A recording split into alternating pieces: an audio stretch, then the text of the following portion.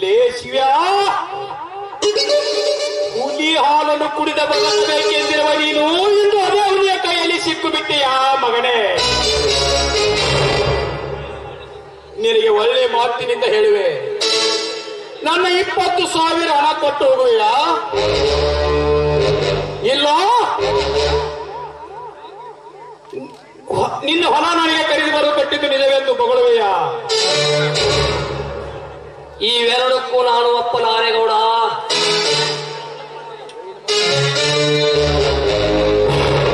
ಒಪ್ಪದಿದ್ದರೆ ಕತ್ತಿಗೆ ಲತ್ತಿ ಪೆಟ್ಟು ಎಂಬಂತೆ ನಿನಗೆ ಈ ಚಾಟಿಯಿಂದ ಮಾತನಾಡಿಸಬೇಕಾದಿತ್ತು. ಎಚ್ಚರ, ಬೀಸುವ ಚಾಟಿ ಏನು ಒಂದೇ ಏಕೆಗೌಡ. ನೀನು ಲಾಠಿಯ ಪ್ರಹಾರ ಮಾಡಿದರೂ ಕೂಡ ಈ ಶಿವ ಸತ್ಯಕ್ಕೆ ಸಾಯುತ್ತಾನೆ ವಿನಃ ನಿನ್ನ ಅನ್ಯಾಯದ ಹೊಡೆತಕ್ಕೆ ಎಂದಿಗೂ ತಲೆಬಾಗಲಾರ.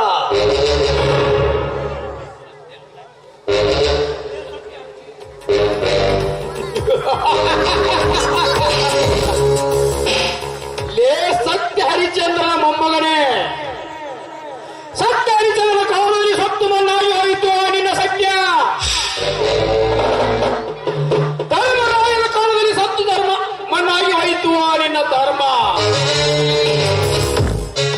ಈಗ ಅನ್ಯಾಯವಾಗಿ ನಿಮ್ಮಂತ ಬಡ ಅಧಿಕಾರಿಗಳ ರಕ್ತ ಇರುವ ಕಾಲ ಬಂದು ಬಿಟ್ಟಿದೆ. ಆ ಕಾಲಕ್ಕೆ ತಕ್ಕಂತೆ ನಿಮ್ಮನ್ನು ಕುಣಿಸಿದಾಗಲೇ ತಿಳಿಯುವುದು ನಿಮ್ಮಂತವರ ಬಣ್ಣ. ಶಿವ, ನಿನಗೆ ಕೊನೆಯದಾಗಿ ಹೇಳುವೆ, ಈ ಹಣವನ್ನು ಸುಮ್ಮನೆ ಬಿಟ್ಟು ಹೊರಟು ಹೋಗುವೆ ಇಲ್ಲ? ಅದೆಂದಿಗೂ ಸಾಧ್ಯವಿല്ലെಂದು ತಿಳಿದುಕೋಗೌಡ. ಹಾಗಾದ್ರೆ ಸಹಿಸಿಕೊಳ್ಳಿ ಗೌಡನ ಹೊಡಿತವನ್ನು.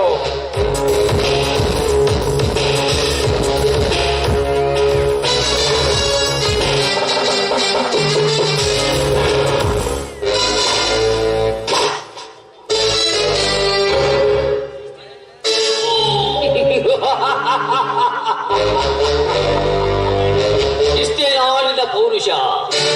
ಹಾಗೆ ಎದೆ ಬಾಯಿ ಬಡಿದುಕೊಳ್ಳುತ್ತಿರುವೆ. ತೋಳದ ಕೈಯಲ್ಲಿ ಸಿಕ್ಕ ಕುರಿ ಮರಿಯಂತೆ ಅನ್ಯರ ಅಂಜಲದಿಂದ ಕೊಪ್ಪಿಳಿ ನಿಂತಿರುವ ನಿನ್ನಂತ ಕಪಿಯ ಹೊರತಕ್ಕೆ ಎಂದಿಗೂ ನಡುವುದು ಈ ರೈತನ ಗಂಡಿದೆ.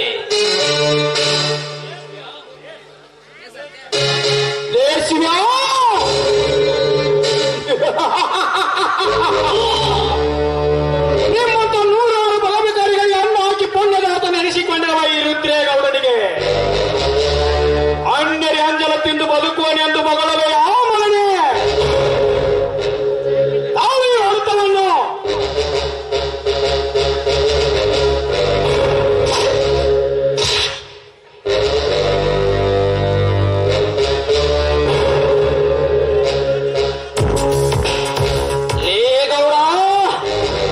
ನಿರುಪರಾಧಿಯೊಬ್ಬನನ್ನು ಈ ರೀತಿ ಕಟ್ಟಿ ಹೊಡೆಯುವ ಕೆಲಸ ಸೀರಿ ಉಟ್ಟ ಹೆಂಗಸು ಕೂಡ ಮಾಡುತ್ತಾಳೆ.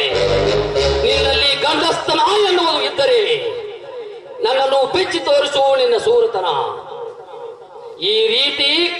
ನನ್ನನ್ನು ಈ ರೀತಿ ಕಟ್ಟಿ ಹೊಡೆಯುವ ನೀನೊಬ್ಬ ಷಂಡ.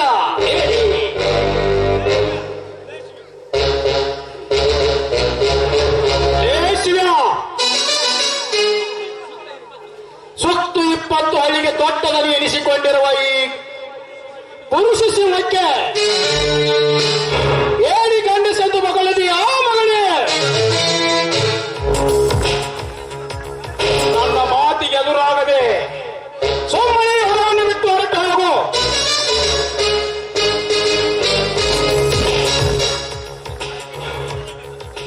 ಹಾಗೆ ಅದಕ್ಕಿಂತ ಪೂರ್ವದಲ್ಲೇ ನಿನ್ನ ಅಂತಿಮ ಕಾರ್ಯ ನಡೆಯುವುದೆಂದು ನಿನ್ನ ಪದರಿನಲ್ಲಿ ಕಟ್ಟಿಕೊಳ್ಳಲೇ ಗೌಡ.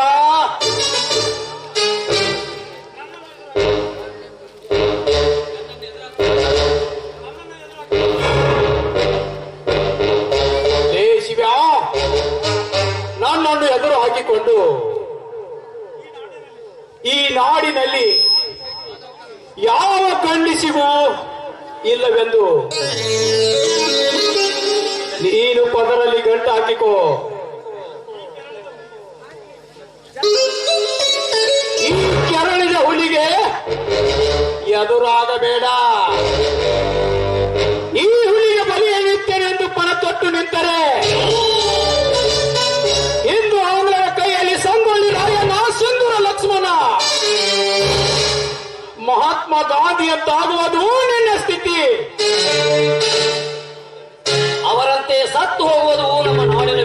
ಕೆಲಸ.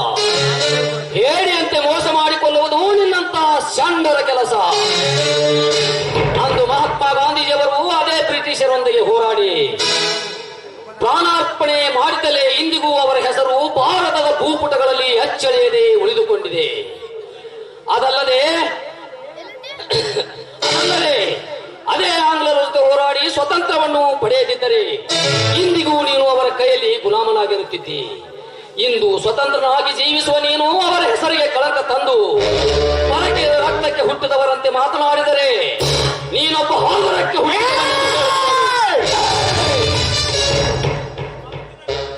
ಮಾತಿನಲ್ಲಿ ಮರ್ಯಾದೆ ಇಟ್ಟು ಮಾತನಾಡದೆ ನನಗೆ ಹತ್ತು ಮೀರಿ ಮಾತನಾಡಿದರೆ ಮಗನೇ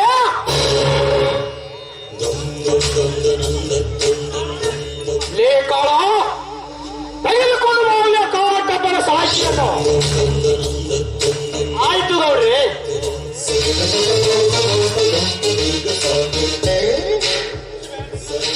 ಲೇ ಶಿವ, ನಿನ್ನಂತೆ ಹಾರಾಡಿ ಕುಣಿಯುವ ವೀರ ಪುರುಷರಿಗೆ ಜನ್ಮ ನೀಡಿದ ನನ್ನ ಜನ್ಮದಾತೆಗೆ ಅವರ ಹುಟ್ಟಿದವನೆಂದು ಮಗಳಿದೆ ಆ ಮಗನೇ. ಲೇ ಶಿವ, ಹಿಂದೆ ನೀನು ಹುಟ್ಟಿದಾಗ ನಿನ್ನ ಆರೋಗ್ಯ ಮತ್ತು ಆಹಾರಕ್ಕಾಗಿ ಬಾನಂತಿಯಾದ ನಿನ್ನ ತಾಯಿ ನನ್ನಂತ ಶ್ರೀಮಂತರಿಗೆ ಸರಹಾಸಿ ನಿನ್ನನ್ನು ಜೋಪಾನ ಮಾಡಿರುವುದನ್ನು ಮರೆತು ಬಿಟ್ಟೆ ಆ ಕತ್ತೆ.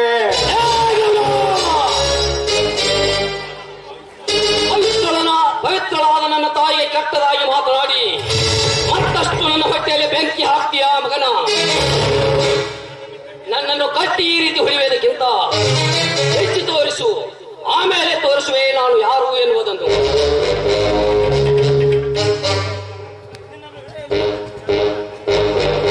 ನಿನ್ನನ್ನು ಹಿಡಿತಂದಿದ್ದು ನಿನ್ನ ಸೂರತರ ಕೇಳುವುದಕ್ಕಲ್ಲ,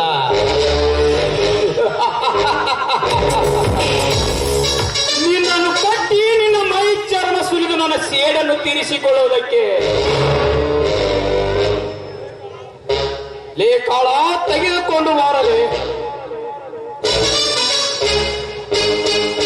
ಹೇಳಿಕೊಳ್ಳಿ ಗೌಡ್ರಿ. ಲೇಸಿಯ ಒಳ್ಳೆಯ ಮಾತಿನಿಂದ ಒಪ್ಪಿಕೊಂಡು ಹೊಲ ಬಿಟ್ಟು ಹೋಗು, ಇಲ್ಲ ಮೈ ತುಂಬ ಬರೆಯಿಸಿಕೊಂಡು ನನ್ನ ಕೈಯಲ್ಲಿ ಸತ್ತು ಹೋಗುವೆ. ಲೇಗೌಡ, ಹಾಲುಂಡ ಬೆಳೆದ ಗಂಟೆ ನಿನ್ನ ಕಬ್ಬಿಣದ ತುಂಡಿಗೆ ನಡುಗಲಾರದು. ನಿಮ್ಮಂತ ಶ್ರೀಮಂತ ಸೋಳೆಯ ಮಕ್ಕಳಿಗಾಗಿ ನನ್ನ ತಾಯಿ ನನಗೆ ಜನ್ಮ ನೀಡಿದ್ದು. ಈಗ ನೀನು ಮೋಸ ಮಾಡಿ ಚಿತ್ರಹಿಂಸೆ ನೀಡಿ ನನ್ನನ್ನು ಕೊಲ್ಲಬಹುದು. ಆದರೆ ನಿನ್ನ ಪ್ರಾಣಕ್ಕಾಗಿ ಪಣ ತೊಟ್ಟ ನನ್ನ ತಮ್ಮ ನಿನ್ನ ಪ್ರಾಣವನ್ನು ತೆಗೆಯದೇ ಬಿಡಲಾರ.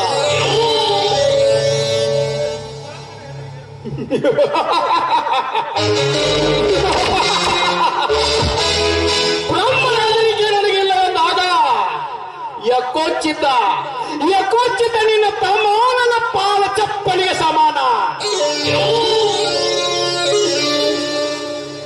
ಲೇಗೌಡ, ಬಡವರ ರಕ್ತದಿಂದ ಉಪ್ಪಿ ನಿಂತಿರುವ ನಿನ್ನ ಹೊಟ್ಟೆಗೆ ಅದೇ ಚಪ್ಪಲಿಯಿಂದ ಏಟು ಹಾಕಿ ಕೋಟ್ಯಾಂತರಗಟ್ಟಲೆ ಆಸ್ತಿ ಗಳಿಸಿಟ್ಟಿರುವ ನಿನ್ನ ಮನೆಗೆ ಬೆಂಕಿ ಹಚ್ಚಿ ಅದೇ ಬೆಂಕಿಯಲ್ಲಿ ನಿನ್ನನ್ನು ಹಾಕಿ ಸುಡಲಿಕ್ಕೆ ಸಿದ್ಧವಾಗಿ ನಿಂತಿದೆ ನನ್ನ ತಮ್ಮನೆಂಬ ಮದವೇರಿದ ಕೋಣ.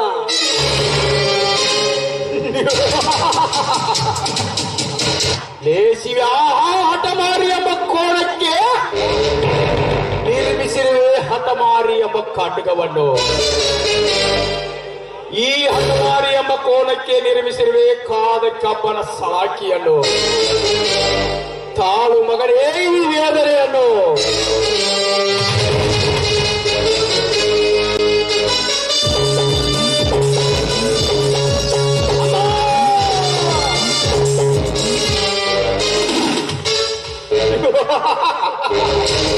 ಅಮ್ಮ, ಎಲ್ಲಿದ್ದಾನೆ ನಿನ್ನ ಅಮ್ಮ? ಎಲ್ಲಿದ್ದಾನೆ ಆ ನಿನ್ನ ಮದವೇರಿದ ತಮ್ಮ? ಲೇಖಾಳ, ಏನು ನೋಡುವೆಯೋ ಸರಿಯಾಗಿ ಹಿಡಿದು ನಿಲ್ಲಿಸುವವನನ್ನು.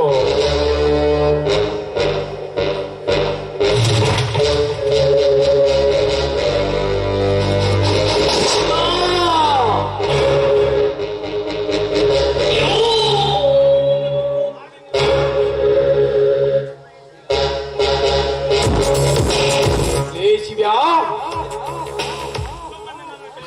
ಸುಮ್ಮನೆ ನನ್ನ ಕೈಯಲ್ಲಿ ಚಿತ್ರ ಹಿಂಸೆಗೊಳಗಾಗಿ ಸಾಯಬೇಡ. ಸುಮ್ಮನೆ ಸೈ ಹಾಕಿ ಹೊರಟೋಗು ಇಲ್ಲಿಂದ. ಹಾಗೆ ನಿನ್ನನ್ನು ಕೈ ಬಿಟ್ಟು ಹೋಗಲಿಕ್ಕೆ ನಾನೇನು ಹೇಳಿ ರಕ್ತಕ್ಕೆ ಹುಟ್ಟಿರಲೇ ಗೌಡ. ಕರ್ನಾಟಕಕ್ಕೆ ವೀರಸಿಂಹನೆನ್ನೆನಿಸಿಕೊಂಡಿರುವ ಸೂರ್ಯನನ್ನ ತಂದೆಯ ರಕ್ತಕ್ಕೆ ಹುಟ್ಟಿದ್ದೇನೆ. ಅಂತವರ ಹೊಟ್ಟೆಯಲ್ಲಿ ಹುಟ್ಟಿದ ನಾವು ನಿನ್ನ ಪ್ರಾಣವನ್ನು ತೆಗೆಯದೆ ಬಿಡಲಾರೆವು. ಈಗ ನೀನು ನನ್ನನ್ನು ಮೋಸ ಮಾಡಿ ಚಿತ್ರಹಿಂಸೆ ನೀಡಿ ಕೊಲ್ಲಬಹುದು. ಆದರೆ ಸಿಕ್ಕಂತೆ ಕುರಿ ಹಾಲು ಕುಡಿದು ಸ್ವಕ್ಕೇರಿ ಉಕ್ಕಿ ನಿಂತ ನನ್ನ ತಮ್ಮ ನಿನ್ನ ರುಂಡವನ್ನು ಕಡಿದು ಹಾಕಿ ಆ ರುಂಡವನ್ನು ನನ್ನ ಹೊಲದೊಳಗಿರುವ ಬನ್ನಿ ಮಹಾಂಕಾಳಿಯ ಕೊರಳಿಗೆ ಹಾಕಿ ನಿನ್ನ ಮೈ ಚರ್ಮವನ್ನು ಸುಲಿದು ತಾಮೆಡುವ ಮೆಟ್ಟು ಮಾಡಿಸಿಕೊಳ್ಳುತ್ತಾನೆ ಮಗನೇ ತ್ವಾಕೆ.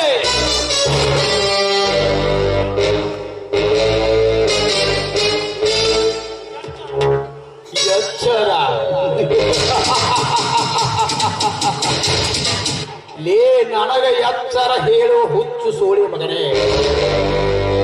ಆ ನಿನ್ನ ತಮ್ಮ ಜೀವಂತವಾಗಿ ಇದ್ದರೇನೋ ನನ್ನ ಚೆಂಡು ಕಡಿಯುವುದು. ಲೇ ಕಾಳ, ಬೇಗ ಹೇಳಿದ್ದೀನಿ, ಹೋಗಲೇ ಬೇಗನೆ ಹೋಗಿ ಮನವೇರಿನ ಕೋನವನ್ನು ಅವನ ಹೆಂಡತಿಯ ಮುಂದೆ ಅವನನ್ನು ಕತ್ತರಿಸಿ ಹಾಕಿ ಗುಲಾಬಿ ಹೂವಿನ ಮೊಗ್ಗಿನಂತೆ ಹಿಕ್ಕಿ ನಿಂತ ಅವನ ಹೆಂಡತಿಯನ್ನು ತಂದು ನನ್ನ ಅರಮನೆ ಮಂಚಕ್ಕೆ ಹಾಕು. ಅರಮನೆ ಹೇಗೆದನಿ ಕರಿನಾಗರಂತೆ ಬುಸುಗೊಟ್ಟುತ್ತಿರುವ ನರಾಗಮನ ಮುಂದೆ ತಂದು ಹಾಕಿ ಬಿಡುವೆ. ಸಿಕ್ಕಂತೆ ಕುರಿ ಹಾಲು ಕುಡಿದು ಕೆಚ್ಚರ ಬಿಡಿಸಿ ತಿರುಗುವ ಕೋಣವನ್ನು ಸಿಕ್ಕಂತೆ ತುಂಡರಿಸಿ ಆ ಕೋಣದ ಹಕ್ಕಿಗಳನ್ನು ತಂದು ನಿಮ್ಮ ಮನ ತೃಪ್ತಿ ಪಡಿಸದಿದ್ದರೆ ನನ್ನ ಹೆಸರು ಕ್ರೂರ ಕಾಳನೇ ಅಲ್ಲ ಗೌಡ್ರೆ.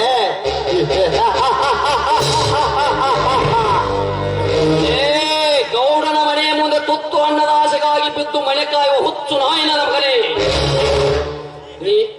ನೀ ಆ ಹೇಸಿ ಕೆಲಸ ಮಾಡುವುದಾದ ಮಗನೇ ಮೊದಲು ನನ್ನನ್ನು ಮುಗಿಸಿ ಹೋಗಲೇ. ಆ ಕೆಲಸ ನನ್ನ ಕಣ್ಣಿಗೆ ಕಾಣಬಾರದು. ನೋಡಪ್ಪ ಶಿವಣ್ಣ, ಮೊದಲ ನಿನ್ನ ಕತಿ ಮುಗಿಸಿದ್ರ ಕೈಗೋಳ ಹೆಂಗ ಕವನ ರಚಿಸಬೇಕಪ್ಪ. ಲೇ ಕುಲಕರ್ಣಿ, ಉಚ್ಚ ಬ್ರಾಹ್ಮಣರ ಮನೆತನದಲ್ಲಿ ಜನಸಿ ಮಗನ ಎಂತ ಹೇಳಿ ತಿನ್ನು ಕೆಲಸ ಮಾಡಕ್ಕೆ ನಾಲಾಯಕ ನನ್ನ ಮಗನೇ. ನೀ ಕೆಲಸ ಮಾಡುವುದಾದ್ರ ಮಗನ ಚಂದುಳ್ಳಿ ನಿನ್ನ ಮಗಳ ತಂದೆ ಗೌಡನ ಬಡ್ಡಾಗ ಹಾಕಲಿ ಮಗನ. ಆವಾಗ ನೀನು ಒಬ್ಬ ಗಂಡು ಸಾಗಿ ಬಾಳ್ತಿ. ಅಪಮಾನ್ರಿ ಗೌಡ್ರ, ಹಿಂಗ ತನಲ್ರಿ ಅಪ್ಪ ಇಲ್ಲಿ ಹುಚ್ಚ ನನ್ನ ಮಗ ರೀ. ಗಲಾಟೆ ಮಾತಿಗೆ ಮಾತು ಬೆಳೆಸುತ್ತಾ ನಿಂತರೆ ನಮ್ಮ ಕೆಲಸ ಒಂದು ಕೈಗೊಳ್ಳುವುದಿಲ್ಲ. ಲೇ ಕರಿಯ ಮರಿಯ, ಸರಿಯಾಗಿ ಹಿಡಿದು ನಿಲ್ಲಿಸಲೆಯ ಮಗನನ್ನು. ನನ್ನ ಮೇಲೆ ಕೆಟ್ಟ ಕಣ್ಣಿಟ್ಟಿರುವ ಅವನ ಕಣ್ಣುಗಳನ್ನು ಕಿತ್ತು ಹಾಕಿ ಬಿಡುತ್ತೇನೆ.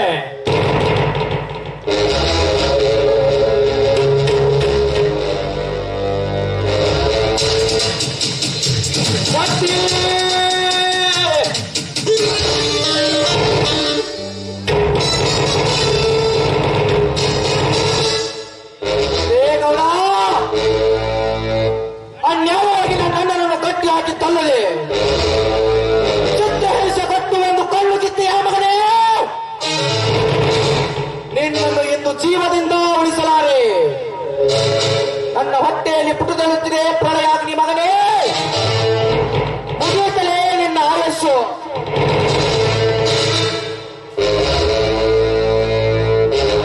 ಘಾತ ಮಾಡಿದಲ್ಲಿ ಶಕ್ತಿ ಘಾತ ಮಾಡಿದೆ. ಏನು ನೋಡುತ್ತಾ ನಿಂತಿರಿ ಮಕ್ಕಳ? ಬೇಗ ಹಿಡಿದು ಕಟ್ಟಿ ಹಾಕಿರಿ ಇವನನ್ನು. ಲೇ ಮಗನೇಗೌಡ, ಈ ಕೇರಳ ಕೇಸರಿಯನ್ನು ಕಟ್ಟಿ ಹಾಕಲೇ ನಿನ್ನ ಆಳುಗಳಿಂದಲೂ ಸಾಧ್ಯವಿಲ್ಲ, ನಿಮ್ಮಪ್ಪನಿಂದಲೂ ಸಾಧ್ಯವಿಲ್ಲ.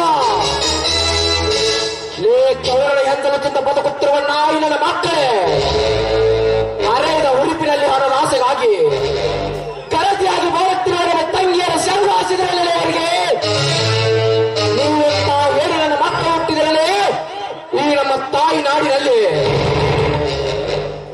ಈಗ ಈಗ ನನ್ನ ಅಣ್ಣವನ್ನು ಏನು ತಿಳಿಯರೆ ಚಿತ್ರಹಿಂಸ ಕಟ್ಟಿ ಒಂದು ಕಲ್ಲು ಕಿತ್ತದನ್ನು ನೋಡಿ ನಿಮ್ಮನ್ನು ಹಾಗೆ ಬಿಡಲಾರೆ. ನಿಮ್ಮ ಎಲೆಗುಂಡಿಗೆಯನ್ನು ಸೀಳಿ ಪರಮದ ಬಿಸಿ ರಕ್ತವನ್ನು ಘಟಗಡೆ ಕುಡಿದು ನಿಮ್ಮ ರಂಗವನ್ನು ಚಂಡಾಡದಿದ್ದರೆ ನನ್ನ ಹೆಸರು ಶಕ್ತಿಯೇ ಅಲ್ಲೆಂದು ಇಡೀ ಜಗತ್ತೇ ಕೇಕೆ ಹಾಕಿ ನಮ್ಮಲ್ಲಿ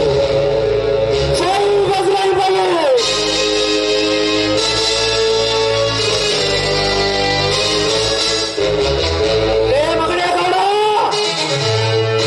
ನೀನು ಹಾಕಿದ ಈ ಸಂಚಿನ ಸೇಡಿಗಾಗಿ ನಿಮ್ಮ ಮನೆಯಲ್ಲೇ ನಡೆಯುತ್ತದೆ ಮರಣದ ಮಹಾನವಮೆ. ಅಣ್ಣ ಇನ್ನು ತೃಪ್ತಿಯಾಗಿಲ್ಲ ಈ ನನ್ನ ಮನಕ್ಕೆ. ಶಕ್ತಿ ಹೌದಣ್ಣ, ಕುರಿಯಾಲನ್ನು ಕುಡಿದು ಮಟ್ಟ ಕುರಿವರೆನಿಸಿಕೊಂಡಿರುವ ಈ ಶಕ್ತಿ ಶಕ್ತಂತೆ ಶಕ್ತಿಗೆ ನಿಂತಿದೆ. ಮದದ ಮತ್ತಾನೆ ಆಗಿಕೊಂಡಿರುವ ಈ ಕಂಡುವಿನಿ ಇನ್ನು ಯಾರ್ಯಾರ ರಕ್ತ ಕುಡಿಯಬೇಕೆಂದು ತಿಳಿದಿಲ್ಲ ಈ ಗೌಡನಿಗೆ. ಏ ಮಗನೇ ಗೌಡ, ಬರಗಾಲದ ಸ್ಪರ್ಧೆ ಸೇರಿಗಾಗಿ ನನ್ನ ಗೂಡಿಗೆ ಬೆಂಕಿ ಇಟ್ಟು 1000 ರೂಪಾಯಿ ಕೊಟ್ಟಂತೆ ಮಾಡಿ ಇಡೀ ನನ್ನ ಆಸ್ತಿಗೆ ಕೈ ಹಾಕಿದೆಯಾ ಮಗನೇ? ಪಂಚಾಯತ್ ಪ್ರಮುಖರನ್ನು ಹೆದರಿಸಿ ಊರಿನ ಹಣವನ್ನು ಎತ್ತಿ ಹಾಕಿ ಮಾಡಿದ ಮೇಲೆ ಮಾಡಿ ಮನೆ ಕಟ್ಟಿಸಿಕೊಂಡೆ. ಈಗ ಏನು ತಿಳಿಯದ ನನ್ನ ಅಣ್ಣನನ್ನು ಕಟ್ಟಿ ಹಾಕಿ ಚಿತ್ರಹಿಂಸ ಕಟ್ಟು ಸಿಕ್ಕಂತೆ ಬರದೇಟು ಕೊಟ್ಟು ಒಂದು ಕಣ್ಣು ಕಿತ್ತೆಯ ಮಗನೇ. ಆ ರಕ್ತದ ಸೇಡಿಗಾಗಿ ನನ್ನ ಹೊಟ್ಟೆಯಲ್ಲಿ ಪುಟದೇಳುತ್ತಿದೆ ಸೇಡಿನ ಪ್ರಳಯಾಗ್ನಿ. ಏಕೌಡ ಮಗನ, ಮುಗಿಯುತ್ತಲೇ ನಿನ್ನ ಆಯಸ್ಸು.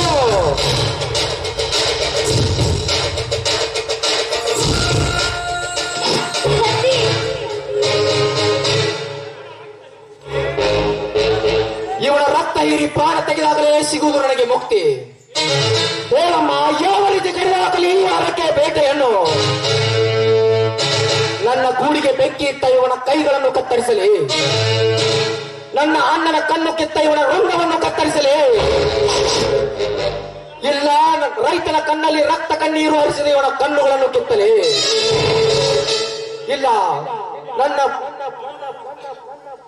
ಬಡವ ರಕ್ತ ಹೀರಿ ಒಪ್ಪಿಕೊಂಡಿರುವ ದೇಹವನ್ನು ಈ ಭಾಗ ಮಾಡಲಿ, ಇಲ್ಲ ಈಗ ನನ್ನ ಆಸ್ತಿಗೆ ಕಾಲಿಡುತ್ತಿರುವವನ ಕಾಲುಗಳನ್ನು ಕತ್ತರಿಸಿ ಇವನ ಎದೆಗುಂಡಿಗೆಯನ್ನು ಸೀಳಿ ನನ್ನ ಮನಕ್ಕೆ ಶಾಂತಿ ಮಾಡಿಕೊಳ್ಳಲಿ. ಏನಮ್ಮ, ಯಾವ ರೀತಿ ಆಗಲಿ ಅದಕ್ಕೆ ಬೇಟೆಯನ್ನು. ನಿಲ್ಲು ಶಕ್ತಿ, ಅವನಿಗೆ ಇದೊಮ್ಮೆ ಜೀವದಾನ ಮಾಡಿಬಿಡು. ಮನುಷ್ಯನಾಗಿದ್ದರೆ ತಿಳಿದುಕೊಳ್ಳಲಿ, ಈ ಸಮಾಜದಲ್ಲಿ ನೀನು ಮೋಸ ಮಾಡಿ ಕೊಲೆ ಮಾಡಿದರೆ ನಿನಗೆ ನನ್ನ ಆಣೆಯಾಗಿದೆ. ಎಂತ ಗಾತು ಮಾಡಿಬಿಟ್ಟೆ ಅಣ್ಣ, ಎಂತ ಗಾತು ಮಾಡಿಬಿಟ್ಟೆ. ನಿನ್ನ ಕಣ್ಣು ಕಿತ್ತಿಸಿದ ನಾವಿದ್ದರೂ ಏನು ಪ್ರಯೋಜನವನ್ನ? ನಿನ್ನ ತಮ್ಮನಾಗಿ ಹುಟ್ಟಿ ನಾನು ಸಾರ್ಥಕವಾಗಲಿಲ್ಲ, ಸಾರ್ಥಕವಾಗಲಿಲ್ಲ. ನನ್ನ ತಮ್ಮನೊಬ್ಬ ಪುಣ್ಯದ ಗಂಡನೆಂದು ಹೇಳಿದ ನೀನು ಇನ್ನು ನಿನ್ನ ಮಾತು ಕೇಳಿ ನಾನು ಷಂಡನಾಗಿ ಬಿಟ್ಟೆ, ಷಂಡನಾಗಿ ಬಿಟ್ಟೆ. ಬೇಡಪ್ಪ, ಹಾಗೆ ಹಠ ಹಿಡಿಯಬೇಡ. ನೀನನ್ನ ಹೇಳುವ ಮಾತನ್ನು ಸ್ವಲ್ಪ ಕೇಳು. ಈಗ ನಡಿ, ಮನೆಗೆ ಹೋಗೋಣ. ಹೇಗೆ ಬರಲಮ್ಮ, ಹೇಗೆ ಬರಲಿ? ನನ್ನ ಅಣ್ಣನ ಒಂದು ಕಣ್ಣು ಕಳೆದುಕೊಂಡು ಹೇಳಿಯಾಗಿ ಹೇಗೆ ಬರಲಮ್ಮ ನಾನು ಮನೆಗೆ? ಈ ಚಾಂಡಾಲ ವೃಂದ ಕಡಿಯಲಾರದೆ ನಾನು ಮನೆಗೆ ಬರಲಾರೆ. ಇರ್ಲಿ ಬಾರಪ್ಪ ಶಕ್ತಿ, ಹಿರಿಯರ ಹೇಳಿದ ಮಾತನ್ನು ಮೀರಬಾರದು. ನೀನನ್ನ ಹೇಳಿದ ಹಾಗೆ ಕೇಳು. ನೋಡಪ್ಪ, ನಮಗೂ ಕೂಡ ಧೈರ್ಯ ಪಡೆದಂತಾಗಿದೆ. ಇವಾಗ ನಿನ್ನನ್ನು ಆಸ್ಪತ್ರೆಗೆ ಕರೆದುಕೊಂಡು ಹೋಗೋಣ.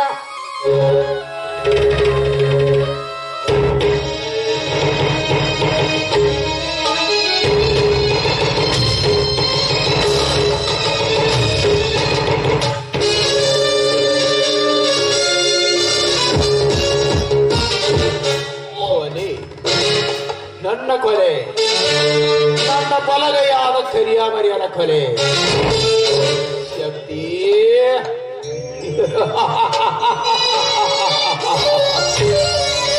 ಇಂದು ನನ್ನ ಮನೆಗೆ ಬಂದು ನನ್ನ ಮೇಲೆ ಹಾರಾಡಿ ಹೋದೆಯಲ್ಲ ಮಗನೇ. ನೀನಿನ್ನು ನಿನ್ನ ತಾಯಿಯ ಗರ್ಭದಲ್ಲಿ ಹೋಗಿ ಅಡಗಿಕೊಂಡು ಕುಳಿತರು ಸರಿ. ಆ ನಿಮ್ಮ ತಾಯಿಯ ಗರ್ಭವನ್ನು ಹರಿದು ಹಾಕಿ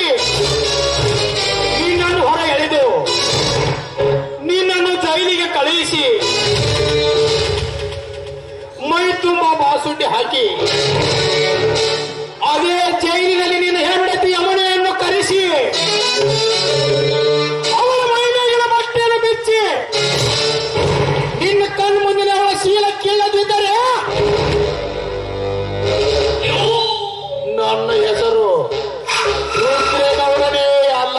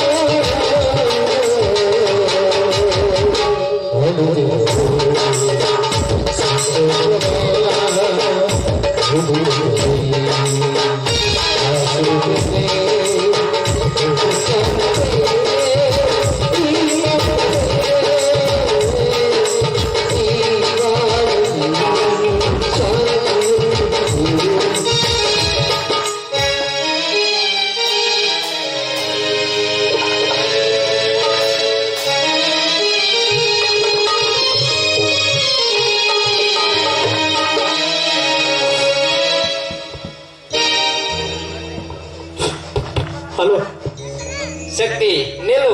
ನೀನೀಗ ಒಂದು ಹೆಜ್ಜೆ ಮುಂದಿಟ್ಟಿದ್ದಾದರೆ ನಿನ್ನನ್ನು ಇಲ್ಲೇ ಶೂಟ್ ಮಾಡಿ ಬಿಡುತ್ತೇನೆ. ಅಂತಿಗೆ ಪೊಲೀಸರು ನಮ್ಮನ್ನು ಹಿಡಿಯಲು ಬಂದಂತೆ ಕಾಣುತ್ತಿದೆ. ಬೇಗನೆ ಇಲ್ಲಿಂದ ತಪ್ಪಿಸಿಕೊಂಡು ಅಣ್ಣನನ್ನು ಕರೆದುಕೊಂಡು ಆಸ್ಪತ್ರೆ ಹೋಗಿರು. ಇಲ್ಲಪ್ಪ, ಇಲ್ಲ, ನಾನು ನಿಮ್ಮನ್ನು ಬಿಟ್ಟು ಹೋಗೋದಿಲ್ಲ. ನೀನಿಲ್ಲದೆ ನಾನು ಬಾಳೋದಿಲ್ಲ ಮೈದನ. ಹಾಗೆ ಆಟ ಮಾಡಿಕೊಂಡು ಕುಳಿತುಕೊಳ್ಳುವ ಸಮಯವಲ್ಲ ಅತ್ತಿಗೆ. ನಾನಂತೂ ಜೈಲಿಗೆ ಹೋಗುವುದು ಖಚಿತ. ಬಿಡುಗಡೆ ಆದ ಮರುಕ್ಷಣವೇ ಮತ್ತೆ ನಾನು ಬರುತ್ತೇನೆ. ನೀನೇನು ಚಿಂತಿಸಬೇಡ ಅತ್ತಿಗೆ. ಆದರೆ ನೀವು ಇಲ್ಲೇ ಇದ್ದರೆ ನನ್ನ ಜೊತೆ ನೀವು ಕಾರಾಗೃಹ ನೋಡಬೇಕಾಗುತ್ತದೆ. ಇಲ್ಲಪ್ಪ, ನಿನ್ನ ಜೊತೆ ಸಾಯಲು ನಾವು ಸಿದ್ಧರಿದ್ದೇವೆ. ಆದರೆ ನಿನ್ನನ್ನು ಮಾತ್ರ ಆ ಪಾಪಿಗಳ ಕೈಯಲ್ಲಿ ಸಿಗಿಸಲಾರೆ. ಅತ್ತಿಗೆ, ಈ ನಿನ್ನ ಮೈದುನ ಜೈಲಿಗೆ ಹೋಗುತ್ತಾನೆ ಎಂದು ದುಃಖಿಸಿ ಕಣ್ಣೀರು ಮಿಡಿಯದರೊತ್ತಿಗೆ ಕಣ್ಣೀರು ಮಿಡಿಯುವರು. ನಾನು ಇಲ್ಲದ ಸಮಯದಲ್ಲಿ ನನ್ನ ಮನೆತನದ ಮೇಲೆ ಯಾವ ನನ್ನ ಮಗ ಆದರೂ ಕಣ್ಣು ಹಾಕಿದ್ದೆ ಆದರೆ ಅವತ್ತೇ ಅವನ ಹೆಣವನ್ನು ಮಣ್ಣಾಗ ಹಾಕಿಬಿಡ್ತೀನಿ. ಈ ಮಾತು ಸತ್ಯ. ಆದರೆ ಬೇಗನೆ ಹೋಗತ್ತಿಗೆ ಪೊಲೀಸರು ಇಲ್ಲೇ ಬಂದರು. ಇಲ್ಲ, ಎಲ್ಲರೂ ಇಲ್ಲೇ ಎಲ್ಲಾದ್ರೂ ತಪ್ಪಿಸಿಕೊಳ್ಳೋಣ. ಕೊಲೆ ಮಾಡಿ ಹಾಗೆ ಹೇಳಿ ಹಾಗೆ ತಪ್ಪಿಸಿಕೊಳ್ಳುವುದು ಈ ಗಂಡಸಿನ ಲಕ್ಷಣವಲ್ಲ ಅತ್ತಿಗೆ, ಈ ಗಂಡಸಿನ ಲಕ್ಷಣವಲ್ಲ. ಇಂಥ 100 ಕೊಂಡಿಗಳು ಬಂದರೂ ಕತ್ತುಕೊಳ್ತೀನಿ. ಮತ್ತೆ ಜೈಲಿಗೆ ಹೋಗಿ ಮತ್ತೆ ಬರ್ತೀನಿ. ಈ ಪ್ರಾಣವನ್ನು ಸತ್ಯಕ್ಕಾಗಿ ಮೀಸಲಿಟ್ಟಿದ್ದೇನೆ ಅತ್ತಿಗೆ, ಸತ್ಯಕ್ಕಾಗಿ ಮೀಸಲಿಟ್ಟಿದ್ದೇನೆ. ಹೋಗಮ್ಮ, ಬೇಗನೆ ಹೋಗು ಅತ್ತಿಗೆ. ಆದರೆ ಒಂದು ಮಾತು. ಏನಪ್ಪ?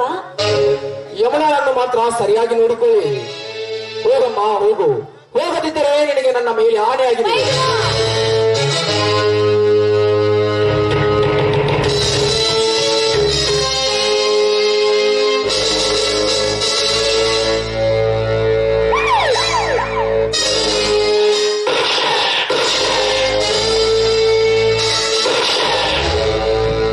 ಶಕ್ತಿ, ನಿಲ್ಲು. ಮೋಸ ಮಾಡಿದೆಯೋ ಇನ್ಸ್ಪೆಕ್ಟರ್, ಮೋಸ ಮಾಡಿದೆ. ಮೋಸ ಮಾಡೋದಷ್ಟೇ ಏಕೆ? ಹಿಡಿಯಂತೆ ತಪ್ಪಿಸಿಕೊಂಡು ಓಡಿ ಹೋಗುವ ನಿನ್ನ ರಕ್ತ ಭೂಮಿಗೆ ಹರಿಸಿ ನಿನ್ನನ್ನು ಒದ್ದಲ ಕಪ್ಪಾಕಲು ಬಂದಿದ್ದೇನೆ. ಯಾರನ್ನು ಬಂದಿದ್ದೀವೋ ಇನ್ಸ್ಪೆಕ್ಟರ್? ಲಂಚಕ್ಕಾಗಿ ಕೈ ಒಡ್ಡುವ ನಿನ್ನ ಹೊಡೆತಾರನಿಗೆ ತೃಣಕ್ಕೆ ಸಮಾನ.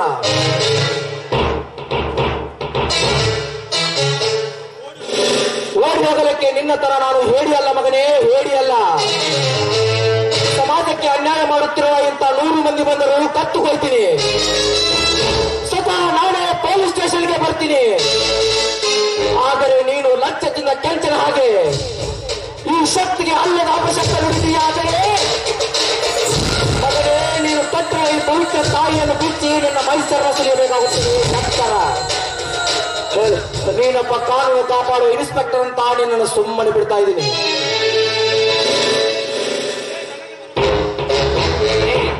ನನಗೆ ಎದುರು ಮಾತಾಡ್ತೀಯ ಬದ್ಮಾಸ್ ನನ್ ಮಗನೇ? ಪಿಸಿ ಅರೆಸ್ಟ್ ಮಾಡುವ ನಾನು. ಏನ್ರಿ ಹಾಡಗಲಲ್ಲೇ ರುದ್ರೇಗೌಡನ ಮನೆ ಪ್ರವೇಶಿಸಿ ಕರಿಯ ಮರೆಯಣ್ಣನ್ನು ಕೊಲೆಗೊಯ್ದು ನನಗೆ ಸೊಕ್ಕಿನಿಂದ ಮಾತಾಡ್ತೀಯಾ ಮಗನೇ? ನಿನ್ನಂತವ್ರಿಗೆ ಇದೇ ಪೊಲೀಸ್ ಬೆಲ್ಟ್. ಇನ್ಸ್ಪೆಕ್ಟರ್, ನಿನ್ನಂತ ಲಂಚಕ್ಕಾಗಿ ಕೈ ಒಡ್ಡುವ ನಿನ್ನ ಹೊಡೆತ ನನಗೆ ತೃಣಕ್ಕೆ ಸಮಾನ. ನೀನೊಬ್ಬ ನಿಷ್ಠಾವಂತ ಅಧಿಕಾರಿಯಾಗಿದ್ದರೆ ಮೊದಲಿನಿಂದ ನ್ಯಾಯ ಅನ್ಯಾಯದ ಬಗ್ಗೆ ವಿಚಾರಿಸಬೇಕಾಗಿತ್ತು. ಏನು ತಿಳಿಯದ ನನ್ನ ಅಣ್ಣನನ್ನು ಯಾವ ಆಧಾರವಿಲ್ಲದೆ ಕಟ್ಟಿ ಮೈಚರ್ಮ ಸುಲಿದು ಒಂದು ಕಲ್ಲು ಕಿತ್ತರಲ್ಲ ಗೌರ, ಆವಾಗ ಎಲ್ಲಿ ಹೋಗಿತ್ತಲೇ ನಿನ್ನ ಪೊಲೀಸ್ ಬೆಲ್ಟ್? ನಿನ್ನ ಪೊಲೀಸ್ ಸ್ಟೇಷನ್ ಎದುರಿಗೆ ಗಂಡದ ಗರಿತಿಯಾಗಿದ್ದವರನ್ನು ಸೀಲಗಳಿಸಿ ಕೊಲೆಗೈದರಲ್ಲ ಆ ನೀಚ ಗೌಡ, ಆವಾಗ ಎಲ್ಲಿ ಹೋಗಿತ್ತಲೇ ನಿನ್ನ ಪೊಲೀಸ್ ಬೆಲ್ಟ್? ಹಣದ ಆಸೆ ತೋರಿಸಿ ಪರರ ಗಂಡಂದಿರನ್ನು ರಂಡೆ ಮಾಡಿ ನಾನೇ ಗಂಡನಿಂದ ನಿನ್ನ ಜೊತೆ ಸ್ನೇಹ ಕಟ್ಟಿ ಮೆರೆಯುತ್ತಿರೋನಲ್ಲ ಗೌಡ, ಆವಾಗ ಎಲ್ಲಿ ಹೋಗಿತ್ತಲೇ ನಿನ್ನ ಪೊಲೀಸ್ ಬೆಲ್ಟ್? ಇದನ್ನೆಲ್ಲ ಕಾಲ ಕೆಳಗೆ ಹಾಕಿ ಕುಳಿತು ಆ ಗೌಡ ಕಟ್ಟ ಲಂಚದ ಆಸೆಗಾಗಿ ನೀನು ಕಟ್ಟುವ ಈ ಪವಿತ್ರ ತಾಯಿಯನ್ನು ಲಂಚಕ್ಕಾಗಿ ಕೈವಟ್ಟಿದ್ದಲೇ ಬಂದ ಸೂಳೆ ಮಗನೇ. ಇನ್ಸ್ಪೆಕ್ಟರ್, ಎಂತ ಅವಮಾನದ ಮಾತು! ನೋಡಿ ಇವರನ್ನು ಬಿಸಿ ಅರೆಸ್ಟ್ ಮಾಡು ಇವನನ್ನು. ಗೌಡ, ಈ ಶಕ್ತಿ ಜೈಲಿಗೆ ಹೋಗುತ್ತಾನೆಂದು ನಾನು ನಿನ್ನ ಸಮಯದ ಸಾಧಿಸಿ ನನ್ನ ಮನೆತನದ ಮೇಲೆ ಕಣ್ಣು ಹಾಕಿದ್ದೆ. ಆದರೆ ಮಗನೇ, ಬಿಡುಗಡೆಯಾಗಿ ಬಂದು ನೀನು ನಿನ್ನ ತಾಯಿಯ ಗರ್ಭದಲ್ಲಿ ಅಡಗಿದ್ದರೂ ಸರಿ, ನಿನ್ನ ತಾಯಿಯ ಭೂಗರ್ಭವನ್ನು ಹರಿದು ಹಾಕಿ ನಿನ್ನ ದೇಹವನ್ನು ಹೊರಗೆ ಎಳೆದು ನಿನ್ನ ರಂಗವನ್ನು ಬೇರೆ ಮಾಡದಿದ್ದರೆ ನನ್ನ ಹೆಸರು ಶಕ್ತಿಯೇ ಅಲ್ಲ, ತಿಳಿದುಕೋ ಮಗನೇ. ಬರುತ್ತೇನೆ.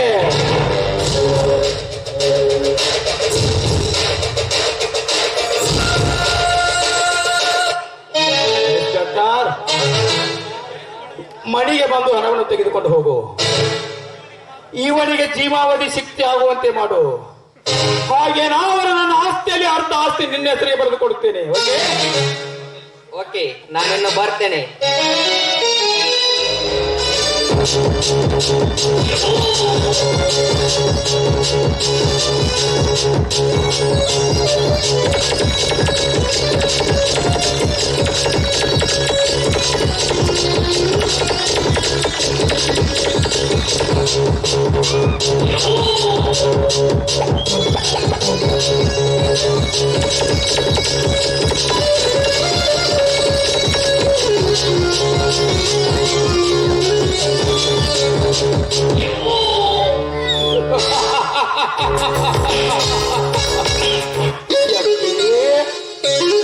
ಈಗಲೂ ಅರ್ಥ ಮಾಡಿಕೊಂಡು ಈ ರುದ್ರೇಗೌಡ ಎಂಬುದನ್ನು ನಿನ್ನ ಆಸ್ಪತ್ರೆಯಿಂದ ಬಿಡುಗಡೆಯಾಗಿ ಬರುವುದರೊಳಗಾಗಿ ನನ್ನ ಸೇರಿಯನ್ನು ಬಾಣ ಹೂಡಿ ಬಿಡುವೆ ನಿನ್ನ ಹೆಂಡತಿ ಅತ್ತಿಗೆಯರ ಮೇಲೆ. ಆ ಕಿಡಿ ಮದ್ದಿನಿಂದ ಅಗಲಿಸಿ ಬಿಡುವೆ ಗಂಡ ಹೆಂಡಂದಿರನ್ನು. ಆಮೇಲೆ ಅವರಿಬ್ಬರನ್ನು ಅಪ್ಪಿ ಮುತ್ತಿಟ್ಟು ಇಡೀ ನಿನ್ನ ಆಸ್ತಿಯನ್ನು ಎತ್ತಿ ಹಾಕಿ ಮಗನ ಕಳಿಸುವೆ ನಿನ್ನನ್ನು ಯಮಲೋಕಕ್ಕೆ, ಯಮರಾಜ್ಯರ ಸೇವೆ ಮಾಡುವುದಕ್ಕೆ.